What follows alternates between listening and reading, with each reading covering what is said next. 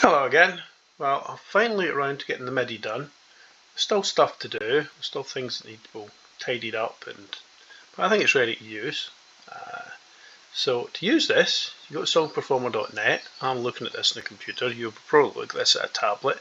I still have to finish the formatting for a phone, so if you can't see this, then you'll need to wait another few days, possibly a week, while I get it formatted for phones. But if you're using a tablet or a computer, then you should be good to go. Go down to the isometric tab. You will see the SongTab library with some demo songs that I put in, including ones I've imported from MIDI now. So none of them are terribly complicated, and they're all single voice. If you don't know what that means in music parlance, that just basically means it's one note at a time and not chords, okay?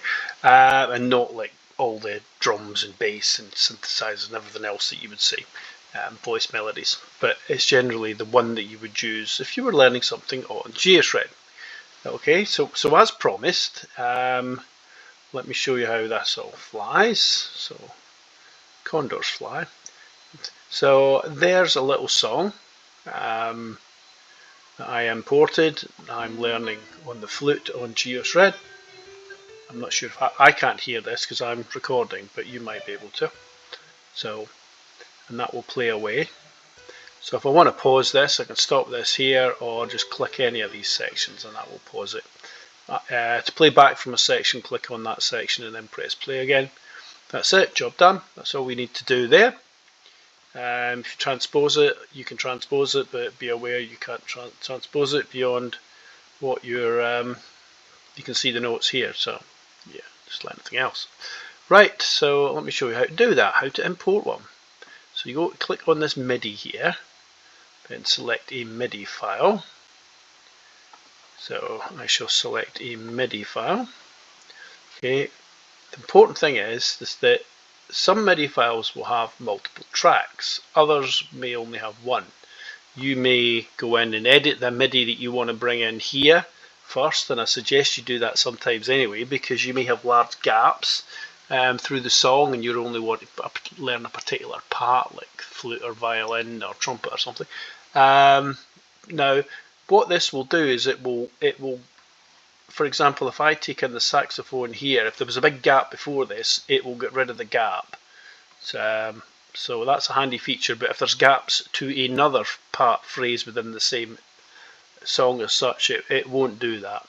There's pros and cons to do that. Right, so I need to select the setup. So in this case, I can see that it's going to fit.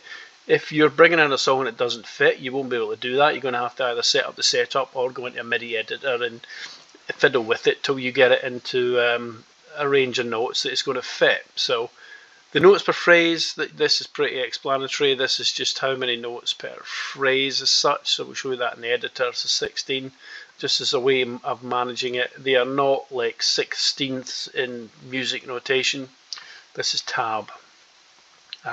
So I'm not going into the creating some tab and music notation editor thing. This is all I need to do as far as learning songs, where I'm maybe just want to speed along learning it by ear.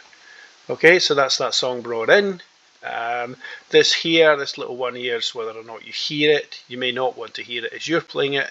By default that will come on if you have notes to play. So if we play that, it will now play that song. So this is really cool. So all your little sax lines and your George Michael songs and anything else you will want to use that, this will make that a lot easier to do. Most of these things are out there as MIDI files on the internet. So I hope you have fun using this. I will add lots of tweaks and functionality to this as we move forward, like controlling other MIDI